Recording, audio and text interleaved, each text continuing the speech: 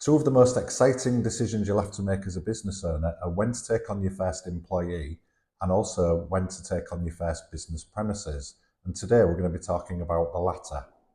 So the first options to consider are working from home or a coffee shop, hotel foyer, hot desking, a serviced office, renting an office stroke unit, or buying an office stroke unit. First of all, we're going to explore working from home. I suppose the benefits of working from home are that it's cheap. There's no ongoing financial obligations. If it doesn't work out, you can just stop working from home without having to worry about getting out of expensive leases, etc. There are obvious other benefits to working from home. For example, you don't have to commute. But there are also downsides to working from home. So, for example, you can't really have business meetings there. You can't really have employees working at your home. It can appear unprofessional. If you're trying to get contracts with new customers, etc., they might expect you to have proper business premises. It can also be harder to get the work-life balance correct if you're working from home, which is really important as a startup. And there may also be sort of legal implications to working from home. There may be covenants on the property that prevent it. And there may also be council restrictions, particularly if operating a business from your home creates noise, extra people visiting, extra traffic, etc. So you really need to look at the sort of the small print and the implications of establishing a permanent work base from home. Another thing to consider is perhaps hot desking. So that's where you hire a desk usually in a serviced office. It gives you a professional base to work from. It gives you a proper business address to put on your letterheads, your website, etc. You'll be able to collaborate with the other hot deskers, perhaps win business from them or find suppliers that may be able to help you with the business. Hot desks are relatively cheap. And it's also easier to separate your work and life balance if you've got an actual office to go to, and then you come home to your house at the end of the day and hopefully are able to sort of separate work and your personal life a little bit easier. The challenges with hot desking are the confidential matters that you're discussing might be a challenge if there's other people working nearby. You may be able to overcome this by hiring meeting rooms, etc., within the hot desk environment, but that will add extra costs to the arrangement. Option 3 is looking at serviced offices. So serviced offices are usually easy in, easy out. They're on a license basis, often sort of monthly. So you're just tying yourself into a month's agreement. Certainly when we set up 360, we started off in serviced offices, and we found it really useful with the sort of the flexibility, not knowing how big we were going to get and how quickly we would achieve our growth. So, whenever we took on new employees, because there was space in the serviced office, it was really easy for us to just get an extra room. Often that room was next door, etc. And then at one point we realised we needed our own meeting room because we were having more and more meetings, and we didn't really want to hire meeting rooms because that was quite expensive. So we found the serviced office really useful until we sort of got to a size that we knew we were going to plateau at for a period of time. It was really useful in that the landlord looks after all of the utilities. If anything needs repairing, they sort it. They provide a receptionist, etc. You get all your telephone lines. So it just sort of frees your time up to manage and grow your business.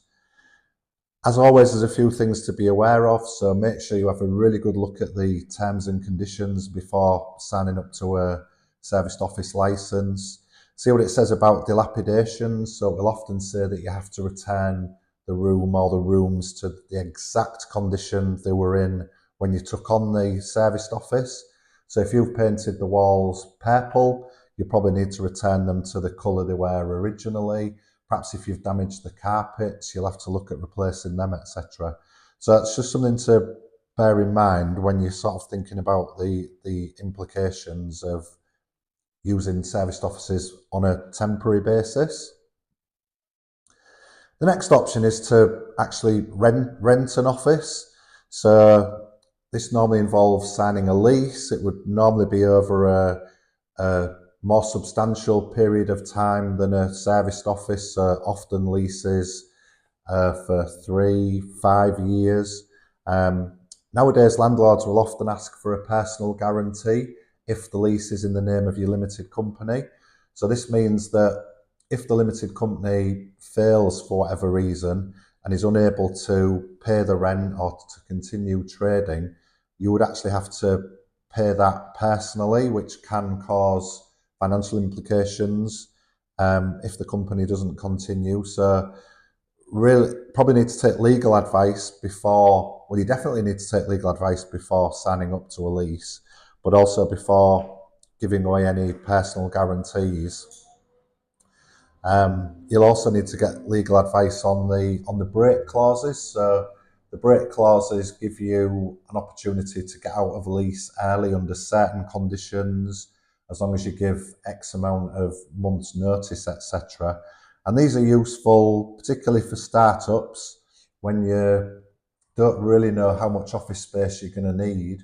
You know, if you're growing, and actually the offices get too small for you, or the unit, then a break clause will give you an opportunity to get out and find larger premises. Again, be aware of dilapidations clauses. You know, if you're, for example, you're renting a shell of a unit and you start building offices, putting walls up, etc., you will have to return that to its original condition. So just need to think about the cost implications of that. And you know, what if you grow faster than expected? What if you contract? You know, how easy is it to get out of the lease if any of those things happen? And unlike working from home, hot desking, serviced offices, you need to look at what the business rates for the premises are, because that can add a significant cost on top of the rent and the running costs of the office or unit. So option 5 is buy somewhere. This is something that we at 360 did after 3 or 4 years in the serviced offices. We were getting frustrated at basically paying the landlord's mortgage. You know, rent is for many people considered dead money.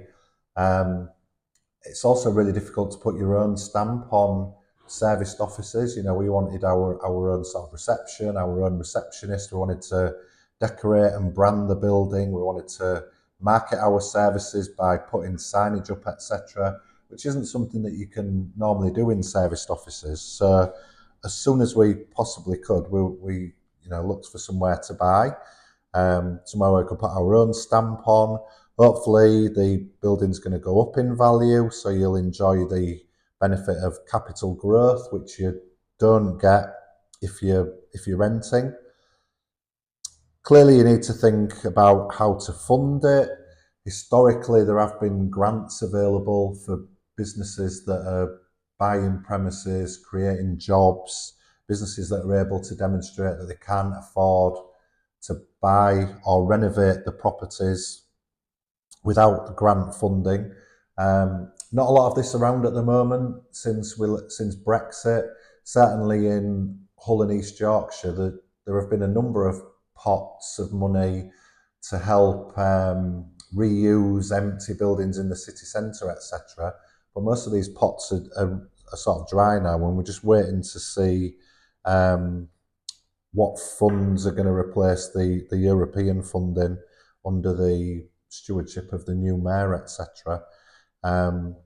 So there might not be any grants available at the moment. So really, it's sort of talking to your bank, talking to your funders, putting a business plan together, and just sort of demonstrating that you can finance the mortgage payments on the building, unless you've been able to build up cash reserves to buy a property for cash.